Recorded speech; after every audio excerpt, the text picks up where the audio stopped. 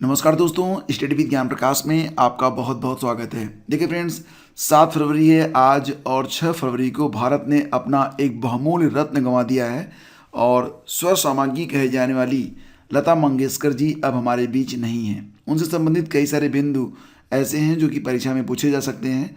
Most important point के अंतर्गत प्रश्न ये बनेगा कि हाल ही में दिवंगत स्वर साम्राज्ञी लता मंगेशकर जी को भारत रत्न कब मिला था।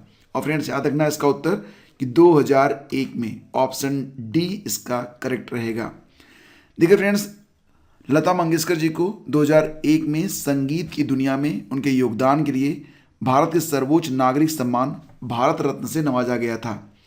28 सितंबर 1929 को इंदौर के मराठी परिवार में पंडित दीनदयाल मंगेशकर के घर में लता मंगेशकर का जन्म हुआ था। लता जी के पिता रंगमंच के एक कलाकार और गायक भी थे। यही वजह है कि लता जी को संगीत विरासत में मिली। 92 साल की उम्र में लता जी ने 36 भाषाओं में 50,000 गाने गाए, जो किसी भी गायक के लिए एक रिकॉर्ड है। करीब 1,000 से ज़्यादा फिल्मों में उन्होंने अपनी आवाज़ दी है। लता मंगेशकर लगभग एक महीने से बीमार चल रही थी और 8 जनवरी को उन्हें कोरोना संक्रमित होने के बाद लता मंगेशकर को मुंबई के ब्रीच कैंडी अस्पताल में भर्ती कराया गया था। लता जी को कोरोना के साथ निमोनिया भी हो गया था। लता दीदी की उम्र को देखते हुए डॉक्टर्स ने उन्हें आईसीयू में एडमिट किया था। देखिए फ्रेंड्स, कोरोना ने बहुत बड़ी बड़ी हस्तियों को निगल लिया, इसलिए मैं बार बार आप लोगों से कहता हूँ कि अत्यधिक सावधानी बरतें और कोरोना से लड़िए मत, कोरोना से दूर रहिए, जितना हो सके उतनी सावधानी बरतिए। स्टैचू ऑफ इक्वलिटी प्रतिमा का अनावरण कहाँ पर किया गया है? तो फ्रेंड्स, ये बहुत ही इंपॉर्टेंट क्वेश्चन है। स्टैचू ऑफ इक्वलिटी प्रतिमा का अनावरण किया गया है हैदराबाद में, तेलंगाना में। ऑप्शन बी इसका करेक्ट रहेगा।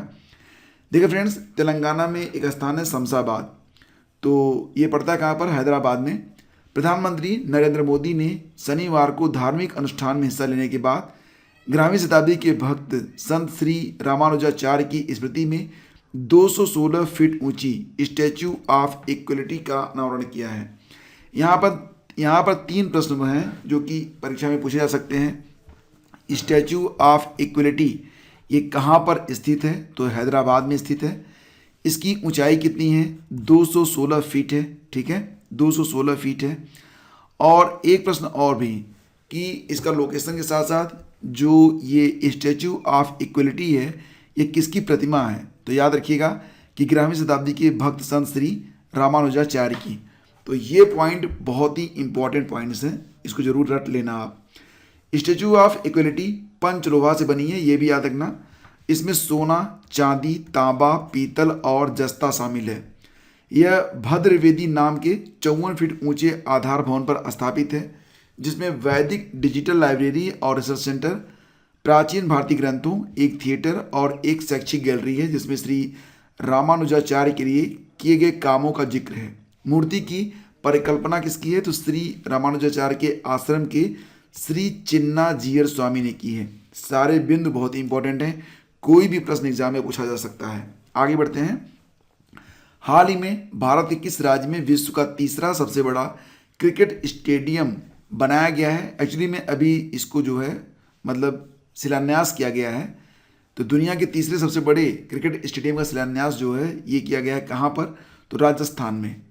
ऑप्शन ए इसका करेक्ट रहेगा।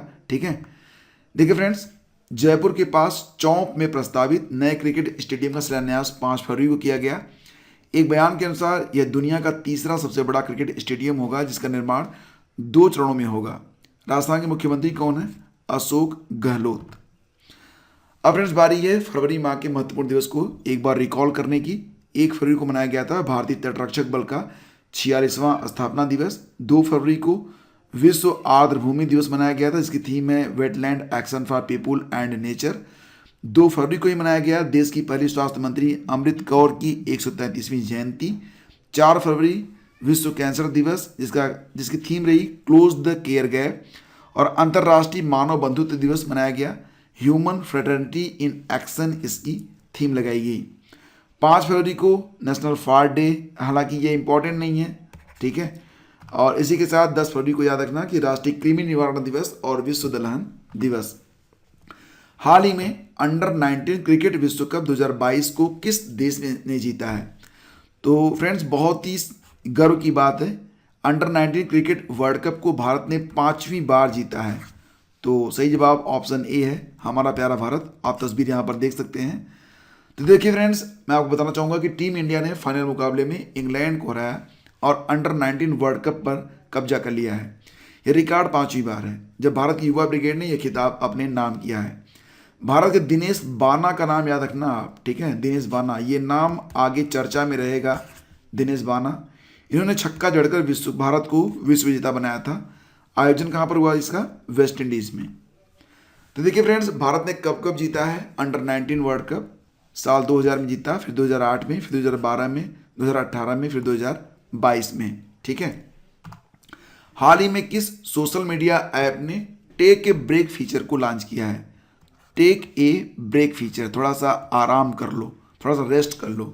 तो ये जो फीचर है ये आ गया है इंस्टाग्राम में। अगर आप आईफोन यूज करते हैं, भैया मैं तो एंड्रॉयड यूज करता हूँ, ठीक है, तो अगर आपके पास आईफोन है तो आप इस फीचर का इस्तेमाल कर पाएंगे। और अगर आप जो है एंड्रॉयड यूज करते हैं तब ये फीचर अभी लॉन्च होना शेष है। तो ऑप्शन सी इसका करेक्ट है। और फिलहाल यह सुविधा भारत में iOS पर मिलेगी। Instagram America, UK, Ireland, Canada और ऑस्ट्रेलिया में यह सेवा पहले से दे रहा है। इस सेवा में ऐप के इस्तेमाल के दौरान ब्रेक रिमाइंडर सेट किया जा सकता है। इंस्टाग्राम एक मोबाइल, डेस्कटॉप और इंटरनेट आधारित, बेसिकली ये एक सोशल मीडिया एप्लीकेशन है। इसके बारे में ज़्यादा नहीं बताना है। स्थापना की गई थी केविन सिस्ट्रॉम और माइक क्रेगर के द्वारा। 6 अक्टूबर 2010 में ये लॉन्च हुआ था और फिलहाल 2012 में इसे फेसबुक ने मतलब क्या कहता है, ग्रैब कर लिया था, ठीक है। कितने रुपए में? तो $1 बिलियन में। वर्तमान में इसका जो मालिक है कौन है? मेटा है। मेटा कौन है? फेसबुक का बदला हुआ नाम। हाल ही में किस राज्य ने अपना तीसरा सीमा हाट यानी कि बॉर्डर हाट का उद्घाटन किया है? अब ये राज्य लगातार, मतलब पहला, फिर दूसरा, फिर तीसरा जो है सीमा हाट ये जो है स्थापित कर रहा है। तो इसका उद्घाटन किया गया है और ये राज्य त्रिपुरा। देखिए फ्रेंड्स, त्रिपुरा और बांग्लादेश के बीच में जो सीमाएं हैं, त्रिपुरा 3 तरफ से, यहाँ पर देखिए आप, ये जो पूरा देख रहे हो सफ़ेद ना, ये है बांग्लादेश और ये रेड कलर में है त्रिपुरा। तो त्रिपुरा आप देख रहे हैं कि 3 तरफ से घिरा हुआ है, किससे? बांग्लादेश से। और त्रिपुरा के जो मुख्यमंत्री हैं बिप्लब कुमार देव हैं। राजधानी अगरतला। गवर्नर कौन है? सत्यदेव नारायण आर्य हैं। महाराजा वीर विक्रम एयरपोर्ट चर्चा में रहा था अभी, ये एयरपोर्ट है त्रिपुरा का। यहाँ पर 2 झीलें हैं, रुद्रसागर और डुम्बर लेक। राजकीय पशु है फेरीज पर्ण बानर है एक मंकी। राजकीय पेड़ है अगार और पक्षी कौन है?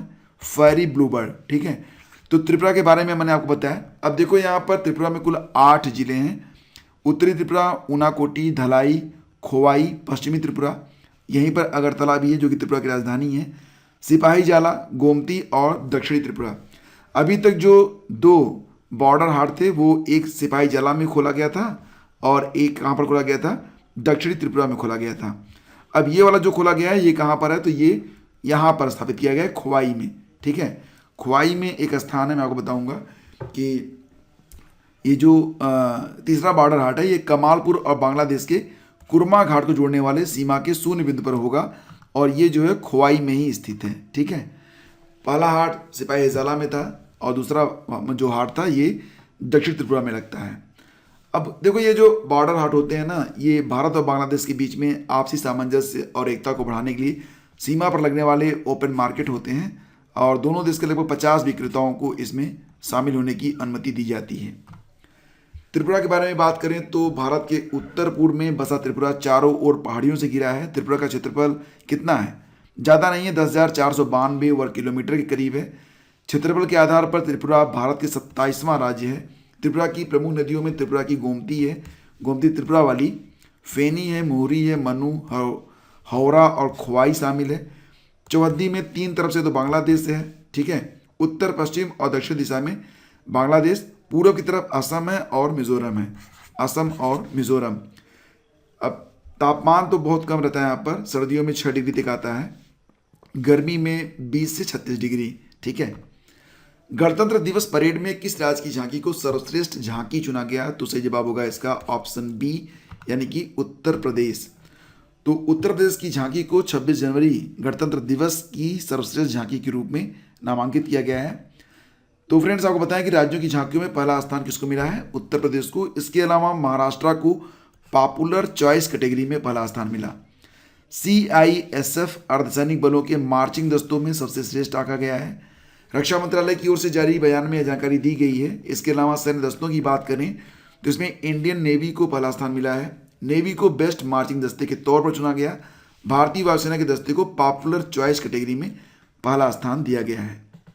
ICC spirit of the cricket award 2021 किस क्रिकेटर ने जीता है? तो इसका आंसर हो जाएगा डेरिल मिशेल। ये बताओ कि डेरिल मिशेल कहाँ से संबंधित है, किस देश के खिलाड़ी हैं? तो फ्रेंड्स, ये न्यूजीलैंड के हैं। ठीक है, न्यूजीलैंड के क्रिकेटर हैं। इसके पहले डेनियल बिटोरी, ब्रेंडन मैकुलम और केन विलियमसन के बाद यह पुरस्कार जीत लिया है डेरिल मिशेल ने। ICC अवार्ड के बारे में मैं आपको यहाँ पर पूरी लिस्ट दे रहा हूँ। इस लिस्ट को आप देख सकते हैं, जैसे कि ICC महिला क्रिकेटर ऑफ द ईयर के लिए राचेल हेहू फ्लिंट ट्रॉफी जीता है भारत की स्मृति मंधाना ने। Most important question. ICC men's cricketer of the year के लिए सर गारफील्ड सोबर्स ट्रॉफी जीता है शाहीन अफरीदी ने, Pakistan. ICC umpire of the year चुने गए Marais Erasmus. ICC men's T20 cricketer of the year Mohammad Rizwan, Pakistan के। और T20 महिला क्रिकेटर कौन चुनी गई हैं? टैमी ब्यूमोंट, कहाँ की हैं? इंग्लैंड की। Emerging men's player of the year चुने गए हैं जनमन मालन, दक्षिण Africa. Emerging women's cricketer of the year Fatima Sana, Pakistan. ICC men's associate cricketer of the year Zeeshan Maqsood, Oman. ICC महिला associate cricketer of the year Andrea Zepeda, Austria. ICC men's one day cricketer of the year Babar Azam, Pakistan. और ICC महिला ODI cricketer of the year Lizelle Lee चुनी गई हैं, दक्षिण Africa. ICC men's test cricketer of the year Joe Root, England के। तो ये पूरी लिस्ट है ICC अवार्ड 2021 के बारे में, जो कि 2022 में उपलब्ध करवाई गई है। भारत का पहला अन्य क्षेत्र आधारित संरक्षण उपाय, इसको OECM लिख कर याद कर लो। OECM याद रखना है इसको। और भारत का जो पहला OECM है वो गुरुग्राम का अरावली जैव विविधता पार्क घोषित किया गया है। OECM means other effective area based conservation measures. इसके बारे में आपको बताऊंगा मैं। देखो फ्रेंड्स, हरियाणा के गुरुग्राम में अरावली जैव विविधता पार्क को भारत का पहला OECM घोषित किया गया, अन्य क्षेत्र आधारित संरक्षण उपाय। OECM जो है ये IUCN द्वारा, IUCN वही जो कि रेड डाटा बुक को जारी करता है। तो एक टैग है OECM जो समृद्ध जैव विविधता के क्षेत्रों पर राष्ट्रीय उद्यानों और अभयारण्य जैसे संरक्षित क्षेत्र के बाहर प्रभावी इन सीटू संरक्षण के लिए प्रदान किया जाता है। इन सीटू मतलब वहीं पर उनको संरक्षित किया जाए जिस प्रकार के माहौल में वो हैं। तो OECM का मतलब हो जाएगा कि इन सीटू जैसी सुविधाएं उनको अन्य किसी जैव विविधता क्षेत्र में उपलब्ध करवाई हैं। ये IUCN ने एक टैग दिया है। और भारत का जो पहला OECM है वो हरियाणा में है, अरावली जैव विविधता पार्क। ठीक है। भूमिहीन मजदूरों के लिए राजीव गांधी ग्रामीण कृषि मजदूर न्याय योजना किस राज्य में शुरू हुई है? राजीव गांधी जुड़ा हुआ है तो इसका मतलब कांग्रेस शासित प्रदेश होगा, और ये प्रदेश है छत्तीसगढ़। विकल्प ए आपका यहाँ पर करेक्ट है। छत्तीसगढ़ सरकार द्वारा राजीव गांधी ग्रामीण भूमिहीन, देखो ध्यान दीजिए, भूमिहीन कृषि मजदूर न्याय योजना स्टार्ट की गई है। मतलब ऐसे कृषि मजदूर जो कि खेतों में काम करते हैं लेकिन उनकी अपनी जमीन नहीं है, तो ऐसे लोगों को भी साल में 6,000 रुपये मिलेंगे। ठीक है। और ये कौन देगा? राज्य सरकार देगी। बिल्कुल उसी प्रकार से जिस प्रकार से PM किसान योजना में जितने भी भूमिधारी हैं जिनको 6,000 रुपये मिलते हैं, तो जिनके पास जमीन नहीं है उनको भी 6,000 रुपये मिलेंगे। और अभी हाल ही में कुछ महत्वपूर्ण घटनाएं घटी हैं, जैसे कि वर्ल्ड इंटरफेथ हार्मनी वीक मनाया गया 1 से 7 फरवरी तक। इसकी थीम है faith and spiritual leadership to combat stigma and conflict during pandemic recovery. एक किताब लिखी गई गोल्डन बाय नीरज चोपड़ा, और एक किताब है नवदीप सिंह गिल की। UGC के नए अध्यक्ष बन गए हैं यम जगदीश कुमार। जगदीश कुमार तो UPPSC के सचिव हैं। यम जगदीश कुमार कौन है? UGC के अध्यक्ष हैं। भारत के सबसे शक्तिशाली सुपर कंप्यूटर परम प्रवेगा को स्थापित किया गया है बेंगलुरु में राष्ट्रीय विज्ञान संस्थान में। ठीक है। तो ये कुछ महत्वपूर्ण बिंदु हैं जो कि एग्जाम के लिए इंपॉर्टेंट हैं। और अब कल प्रश्न ये पूछा गया था कि भारत के नए उपराष्ट्रीय सुरक्षा सलाहकार कौन बने? तो ये हैं विक्रम मिश्री। देखिए फ्रेंड्स, आप लोग प्लीज़ वीडियो को लाइक ज़रूर किया करें, अपने दोस्तों के बीच इसे शेयर भी कर दिया करें, क्योंकि व्यूज़ बहुत कम आते हैं। और अगर आप वीडियो को अब तक देख रहे हैं तो डेफिनेटली आप वीडियो को सपोर्ट करते हैं, तो थोड़ा सा सपोर्ट और करिए लाइक और शेयर का, ठीक है। अब बताओ कि हेनले पासपोर्ट इंडेक्स 2022 में भारत किस स्थान पर है, और ये हैं आपके ऑप्शन। तो आज का वीडियो यहीं समाप्त करते हैं, शीघ्र मिलेंगे आपसे एक नए वीडियो में, तब तक के लिए थैंक यू सो मच।